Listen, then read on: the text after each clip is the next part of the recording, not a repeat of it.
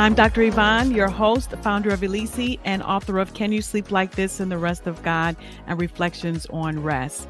Did you know that improving your emotional intelligence can reduce your stress by up to 60%?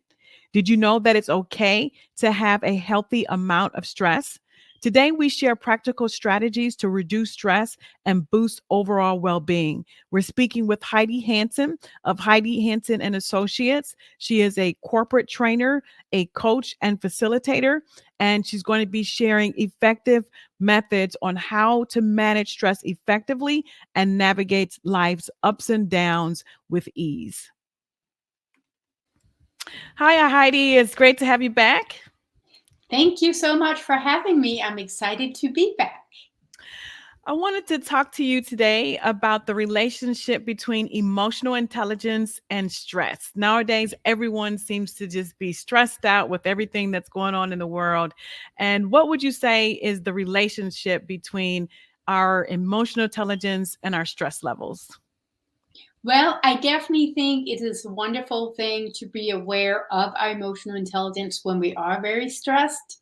And there are key indicators of how you treat yourself that relates back to your level of emotional intelligence. If you're new to emotional intelligence, some of the things we absolutely encourage people to do as part of growing your emotional intelligence is to be aware of how good are you at taking care of yourself. With stress in the world today, there's a lot of different things that we do in order to manage our stress. When I ask my audience, what do you do to manage your stress? Everybody goes, oh, I exercise, and some people do yoga, some people do journaling, whatever floats their boat, right? But what's really important when we talk about how can you reduce your stress and we relate it back to emotional intelligence is the consistency thereof.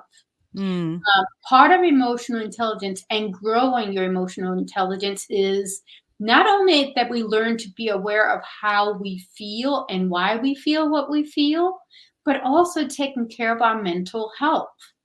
And obviously, mental health is a big part of stress. So when we talk about emotional intelligence, we highly recommend that you are consistent with self-care, whatever it may look like. Definitely embracing the outdoors is a good way to manage your stress level. Other people make it as simple as learning to do breathing exercises. If people are very stressed and are even feel anxiety at the level of stress they have, breathing exercises is a great way to manage your stress. I always tell people try to breathe in and out slowly 10 times. There are other things when it comes to anxiety that you can actually do to decrease your anxiety level right as it happens. One is to speak slow, and one is to breathe. And another thing is to actually take your two fingers and rub it on either side of your ear while breathing. Those will all calm your sense of feeling down, which is what we want to do if we literally feel anxious, right?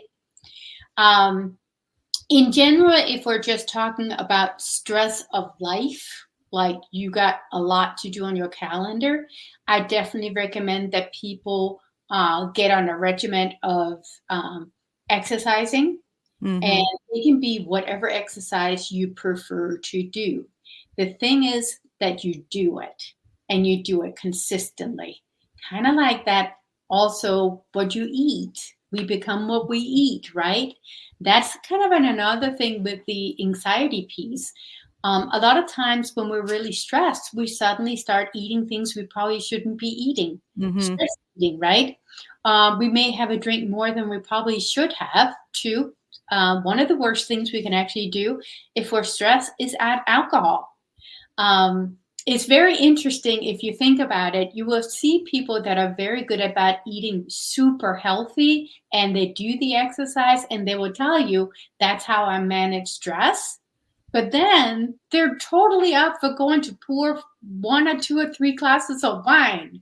And I'm just kind of like, okay, I know it's grapes, but alcohol is actually a poison.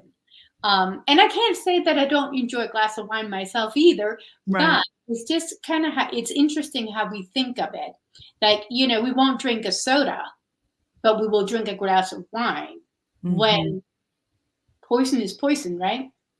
Um, so sorry for getting off on a tangent there, but it is No worries. our self-care and how do we take care of ourselves. So if we are very stressed, it's important we get enough sleep. If you wake up at 2 a.m. because you are so stressed and your mind is just racing, a good thing to do is have a notepad by your bed and write down your thoughts. When we write down our thoughts, we can start freeing up our mindset and it becomes easier to relax. The notepad also works during the day, obviously, but a lot of people will tell me that, oh, I wake up at 2 o'clock in the morning and my brain is just racing with what all I have to do or the Right. pressures of life. And I'm like, write them down so they come out of your mind. And then do your breathing exercises so you can calm down and hopefully go back to sleep. Yeah, one of the things when I hear a lot of people say they have trouble sleeping at night, and even if people try to go to bed early, there's this constant waking up in the middle of the night. I like that idea about whatever it is that you're thinking to actually write those things down because it's a form of release Yeah. of you're writing it down, you're releasing it. Hopefully that will give a person some peace when they lay back down to go to sleep because we do tend to when people have trouble sleeping myself sometimes as well where you're constantly rehearsing things that went on in the day or things for the next day or whatever issues that might be on one's plate you're rehearsing and so your mind is not able to rest. Yes. And I think too, it's very important to take note of what is happening when you can't sleep. Because if it is something that you're going to go do the next day, is there a way that maybe you could prepare a bit more before you go to bed or during work hours? Because I also think it's important if you are prepared for the next day, you're less likely to be nervous and anxious about it for the next day, right? Mhm. But also, there's also the whole pattern of actually preparing your body and mindset for bed. If you do wake up at 2 a.m. and you're very very restless, try to have less blue screen. That we all say it. We have those phones right by our bed, so Right. turn it over so you don't see that screen if something pops up. But also even TV. Give your mind some peace before you go to bed, and hopefully that can help your sleep pattern become better. Another thing I recommend, which a lot of people do, is there are the smart watches and fit watches that you can literally track your sleep pattern. So Mhm. you can literally start. I always almost do it as a sport now that I have to see how much deep sleep did I get every night. Because ideally, our brain do need an hour and a half of deep sleep per night in order to rest and renew. Um, if we do not have that, we do walk around fatigued. Mhm. And I do want to say, I understand that if you're young parents, the whole sleep game, forget it. Okay. Give yourself some grace. Uh, help each other out. Take a nap on the weekends, whatever you can to catch up, because that Right. is just a totally different game. If you don't have the small children to keep you up in the middle of the night, I definitely recommend that you put yourself on a sleep schedule, you prepare your mindset for going to bed. And if you're still waking up, do put those thoughts down on a piece of paper, because when they leave your mindset, you are able to rest a bit better. Yes. I Um, oh go yep. ahead, sorry. Sorry. Well, I've heard also about the 3-2-1 rule, where 3 hours before you're planning on going to sleep to stop eating, 2 hours before to stop drinking water, and then 1 hour before to turn off the blue screen, TV or your cell phone, and that you give your mind the opportunity to start winding down, so that when you do go to sleep, your body is not focused on trying to digest the food or digesting the water that one drank, but that it's solely focused on the body regenerating cells and your organs and everything resting overnight and not having to work. Right. Absolutely. And that's another thing that can be very stressful is eating late. That's a very good point to make.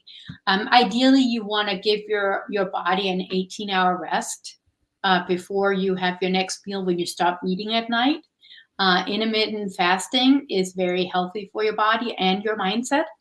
Again, it's part of that renewing your body, letting your body actually use what's in the body before you keep refilling it. So there's a lot of things that are combined with how we feel, and our stress are very much tied together. And stress looks different on different people. People that are very stressed, some people literally just get very wired. Other people start gaining weight because they get really bad eating habits, and that is how they cope. But yeah, it is actually a health risk if you don't manage your stress level. So. When I think of the 4 quadrants for emotional intelligence, like the self-awareness, self-management, and then social awareness and relationship management, from your expertise as a corporate trainer and facilitator, would you say that they're in like which one of these quadrants impact our stress levels more than another? So we definitely learn to pay attention to them when we go into the second quadrant of self-management, because part of that is now we know why we feel what we feel. So then we can actually make an intelligent decision on how am I going to manage that, right? And one of those things we do focus on is how are you going to manage your stress? So it's very important that we actually pay attention to what is your stress like, and where do you think your stress comes from, right? Because when you sit and you think of that, then you can make a solution to lessen the stress, hopefully. And you can also make a plan for yourself that may work better for yourself of how to combat the stress level on a daily basis. So. Would you say that there's an optimal stress level between low stress or high stress? How do you know? Like, I feel like there's always some healthy level of stress that we can have on a daily basis or a continual basis. So where would you say is that soft spot for the optimal stress level? How do we know we're okay with our stress level? When we feel happy and productive, that's a healthy stress level. There is literally a illustration of stress that's kind of like a curve, that in the beginning of the curve, it goes like a bell curve. And in the beginning of it, if we don't have enough on our plate, we're kind of bored. And boredom doesn't really make us happy either. So then the bell curve, when you go on top of the bell curve, that's really where you feel that you're engaged with your life, that you're enjoying what you do, and you have enough to do that, yes, you may be super busy, but you can handle the level of super busy, right? Then the bell curve goes back down, and that is where you have so much to do that you can't even breathe in between things, right? And that's where it becomes unhealthy. So it is very important to also realize that that bell curve can look very different from person to person. Some people are super active, super high energy. Other people are not. So you can't kind of say, oh, you're supposed to be able to do this much. It really depends on your emotional batteries. Yeah. How much can you take and what makes you feel good about doing? But I would say the happy level is the top of the bell curve, where you find that you're happy with what you do and how much you have to do. Right. And like some people say, oh, you're doing too much. How are you able to handle all that? Because what one person can handle, another person can't handle. And what That's one true. person can handle, they feel good about it. It's comfortable for them. They're not overwhelmed or stressed out. Potentially for someone else, they could feel completely opposite, where they're very overwhelmed and anxious with Right. what would be if it was on their plate. Right. And honestly, I feel like as females specifically, we're not terribly good at asking for help, a lot of us. So that's the one other thing I think is a big stress reliever. It's actually okay to ask for help. Hmm. And very strong and independent women tends to just take it on. Right. um, and not ask for help, right? So the best partners we can have in life is the partners that see that and just go do some of it, not ask if you need help, but just take the initiative to do some of it because Right. she's not going to ask me for help. So, Right. so Distractions, I find nowadays, are pervasive throughout our day, like in terms of our ability to focus. There, we tend to not be able to focus because of just so many different distractions, whether it's TV, whether it's family, if we're on the job, email. yeah, A lot of times at work, I try to check my emails certain times of the yeah. day so that I'm Mhm. not constantly checking them throughout the day. Yep. What would you say about how distractions impact our stress? Oh, I think it's terrible.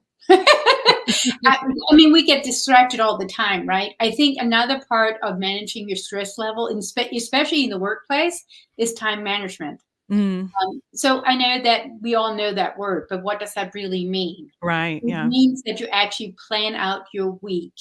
And what you really should be doing is, if it is Sunday, before you have your Sunday dinner, whatever you may do with your people in your house, um, think about what does my day look like tomorrow. So you always want to know, what does the next day look like. Don't ever just go, I'll figure it out tomorrow morning, because that's when things come flying at you, and Right. you Yeah. don't want to be unprepared, and you don't want to find something unexpected. That puts us into a very uncomfortable space where we don't feel comfortable, and we start that anxiety level rising, right? Hmm. So the best thing I can say is actually prepare yourself for Monday morning on Sunday. And when you get in the office, if you go in the office or if you get into your home office Monday morning, look at your calendar again and go, okay, this is what's on the calendar, and highlight, these are the things that are the most important things for my day. And you may actually color coordinate them. I know people, if you see their calendar, it is like a rainbow of colors because they've gotten so good at making a system out of it. But it really helps you stay focused and put the time into where you need to be putting time into. So think to yourself, what is the most important thing today that you must achieve? And then thereafter, you will fill in the rest. And at the end of the day, you need to revisit that same calendar and go, what did I do? And if any of those really important things were not done, they need to be moved for the next morning. They can't just be on the calendar for Monday. You literally physically have to add them on to Tuesday. So you know this needs to be done and it's important. Right. So I think keeping ourselves on track is really important. The other thing I think is really important is that we learn to have um, alone time. So whether if you're working in the office or if you're working from home, it doesn't really matter. People can still ping you all the time. Yeah. And it is perfectly fine to block time on your calendar. And I recommend people do it like twice a day. If you can do it for half an hour twice a day, that's awesome. That time is where you review what have you gotten done and what else do you need to do. Um, and block out your calendar so you can get those most important things done. Block your calendar out so people can't just set meetings up and you just keep getting behind. Time Those management is huge. Yeah, So, no, those are really excellent tips. You talked about time management and then alone time. And for the time management, that's something I feel like I have continued to improve over time. And so with the time management, that looking ahead and planning out our time, in addition to the to-do list, but also like planning out the time itself. Like if these are my meetings, that then okay, if my meetings are 10 to 2, then 2 to 5 I'm going to be working on these particular things. It does help with focus, and yeah. then also making sure that we are managing any type of distractions that come, whether it's email, phone calls, or ancillary things that come up. But it's like, no, if I don't use this time effectively, I'm not going to get this done because of this deadline or this meeting. So even when we have particular target deadlines for projects, reports, or something that we need to get done, to work backwards with Yep. how much time we think that we need, so that we're carving that out either on a daily basis or even weekly. Because I Yeah. think sometimes anxiety and stress comes in, particularly in work environments, when we run out of time, that we Oh, didn't of have enough course. time. But Of because we course. didn't plan ahead, that is impacting the time that we're running out on. I have a student. I actually am a facilitator for a seminary, and one of the students that I was talking to for this semester about a week ago, she's taking 4 classes, and she has a family, and so she created this spreadsheet that for all her classes, all the assignments, and then all Mhm. the papers that are due. So she has 10 papers, like heavy duty papers, that she has to complete through the course of this semester. Well, I was like, that's an awesome plan, because she's working backwards with Right. how much time she's going Yep. to need to work on each of those papers within the time frame that is needed to get them done by the due date. And so she's being very intentional. Yep. And I think in our personal life, whether you're a mother or a wife, it could be getting the groceries, doing laundry, just thinking ahead even about all those little things can definitely help to reduce our stress levels, even around managing our household. Yeah, I mean, the goal is to be intentional with everything we do if we truly are living a life of being emotional intelligent, right? Okay. Yeah. And the other thing, I think it's important that we get to a space where we can be proactive instead of always reactive. Yeah. When you start planning, you're getting into the space of being proactive instead of reactive. So, And the other thing that you talked about was alone time. I don't even know if you know that I'm an author, and I have a book. And in the book, I actually have a section. It's a faith-based book, of course, and there's a section on being still and meditation, and the importance of that time alone to be reflective, not just from a productivity standpoint, but from a reset standpoint for the soul, as relates to our mind, our emotions, our will, and even spiritually, that we're taking that time out weekly, if not daily, where we're taking time out for self. Because if we're constantly in this performance, hurry type culture, and also for our own individual lives, it's hard to decompress and not be stressed. Because like when you think about time management, I think the two go together. When you think about time management, if we don't map out what we need to do, then we're like either in this mode of hurrying and this element of speed to try to get things done. But mhm. when we map it out and plan the time out, we can allow there to be a sense of where we're not having to hurry all the time, Right. because we're more careful with our time. Like Yep. people think that, oh, you're even with myself, people are saying, oh, you're just being too rigid.